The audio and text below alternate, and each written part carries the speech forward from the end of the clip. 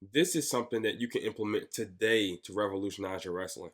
This is not something with a steep learning curve that's going to take you months to learn how to do. No, this is actually very, very easy to implement, and that's why I'm so excited to make this video. So we're going to be looking at a few reasons to keep your opponents back on the edge and facing out of bounds.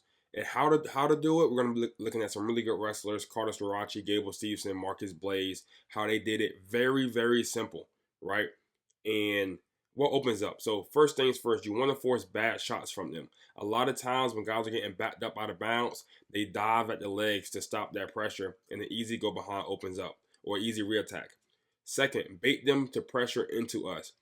A lot of times, especially after they've already given up a stall call or a stall point, which means two stall calls, a lot of times they heavily pressure into you if they don't shoot, right? And sometimes they'll circle away, and even when they circle, you can still shoot them out of bounds. If you saw my Carter Storaci video, you know he did that against Jackson Smith. But a lot of times they pressure into us, and when this happens, you can set up an easy snap, throw by, fake, leg attack, dump, duck under. So many things open up when they pressure back into you. And to set up easy stall calls. All three of these things tie in together. The reason why this sets up easy stall calls, not only can you shoot them out, I'm going to show clips of that, but the threat of the stall call is the reason why they force bad shots and the reason why they pressure into you.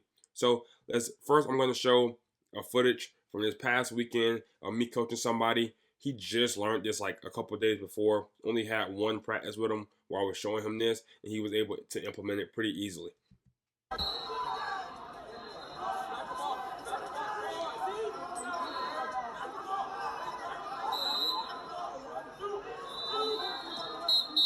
So now the kid got hit with a stall call. You can hear me talking in the background. Kid got hit with a stall call. Because the kid got hit with a stall call, watch how he responds.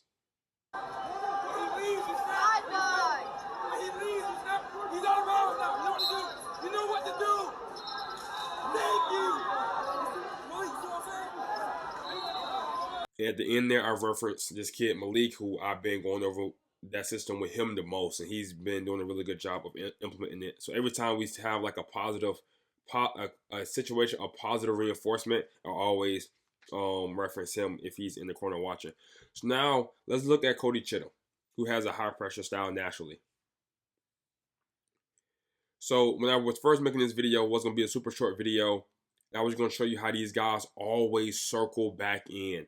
They are like it is an active decision to keep your back facing center and to keep this guy's back facing out of bounds. And watch how he shoots off the snap when the guys try to force their front headlock and he gets an easy stall call. Same thing with Carter Storaci versus All-American Edmund Ruth. You can see right here, Carter Storaci's back is facing out. He is going to shuffle his feet and circle his back to the center. And Edmund's Ruth, I should say, back facing out of bounds. And again, this puts him in a position to set up an easy stall call by backing him out. These are active decisions they're making. Gable Steveson in the NCAA Finals against Mason Paris. As you can see, they're both, at this point right here, they're both kind of like close to the edge. Gable Stevenson's going to shuffle his feet inward so Mason Paris's back is facing out of bounds. He's then going to pressure into him from this position, and this forces or just baits Mason Paris to take a bad shot, which sets up an easy go behind for Gable Steveson, which is even better than the stall call. Obviously, in this match, takedowns are only 2 points. Now they're 3 points for everybody. 3 points are a lot better than the stall call, right? So that's the reason I put set up easy stall calls as number 3. However, the threat of the stall call is the reason why Mason Paris went just back out of bounds. That's the reason why he forced the bad shot or why they pressure into you. Now we're going to be looking at Sebastian DeGennaro in the state finals.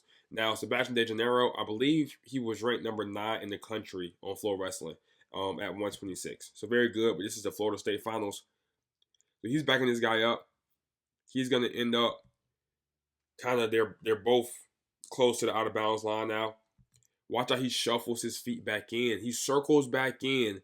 So now his back is facing the center and his opponent's back is facing out of bounds. And this allows him to set up a easy, would have been a stall call, but because it was so egregious, it set up a flee in the mat call, which is even better, right?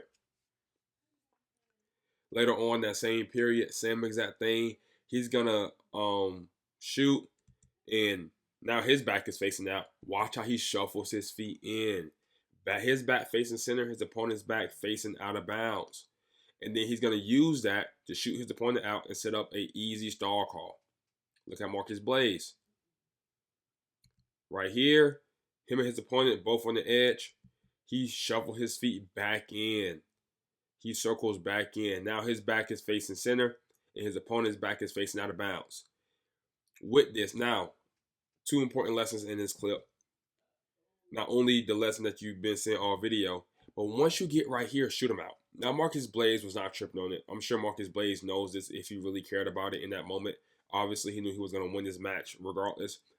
But he was the only one to not get a stall call, right, of the clips I've used that shot the person out of bounds, or that when his opponent went out of bounds, because he just chops his feet and he just kind of pushes him out. He doesn't actually push and extend, or he could have got hit with the stall call, but he walks him out of bounds.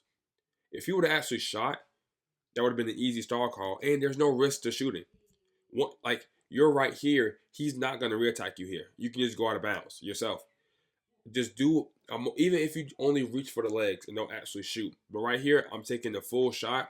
It just looks really bad for your opponent to back out of bounds in this situation. It's a very safe and easy stall call to get. So I added a few extra clips, not just stall calls. Here, Carter Starachi. Now he stays. He doesn't have to circle back in. He just marches his opponent straight towards out of bounds line with that underhook. And watch that his opponent plants his feet right here. His opponent plants his feet. Carter Starachi can do so many things from this point. If he faked, like he did in the Ohio State match, where the guy was reacting to all his fakes really bad, he can fake right here. He'll get a very exaggerated down block from his opponent. He can do a snatch single. Now, if he had head position, it would be a little bit easier, but his opponent's head is under his. So going for a snatch, the head may get in the way. But a lot of times when they post this leg this heavily, this back foot is posted on him. He can snap him. He can do a throw by, which is what he ends up doing. So many options open up in this situation where this guy really doesn't want to get pushed out of bounds. This guy really does not want to get pushed out of bounds. So he's kind of planting his feet, and he's pressuring back into Starachi. Because if I'm pressuring you and you're not backing up, that means you're pressuring back into me. So he uses it to hit an easy throw by to a leg attack. And now last clip, this is Malik, the one I referenced. In this clip, his opponent really doesn't want to step out of bounds. So then he uses that to set up a lazy fireman's or an inside dump. And he's able to score on that. This is very easy to do. Very easy to do. It is a requirement for all the guys on my team to do this. This is very basic, very easy. This is how we wrestle now. So just kind of sharing this knowledge with you guys. You can start doing this today. There's not much technique to it. It's really not. It's about making a decision to keep your back facing center, keep your back facing out of bounds. If you get out of position, circle back in. Very easy. So thank you for staying to the end of the video. If you want more mat tactics like this, more clips like this, I have Earn Your Gold Academy. It would love for you guys to support the channel. I promise to you the amount of value you're getting for the $100 videos, 10 courses where you have me showing the moves myself, as well as clips broken down right alongside it, compared to camps, clinics, courses on other websites. The value is night and day. I would love to see you guys there. Implement that and use that for your wrestling, whether you're a coach, a parent, a college wrestler, high school wrestler. Obviously got to ask your parents or something. Some of you guys have jobs. You get the point. See you guys on the next video, and yeah.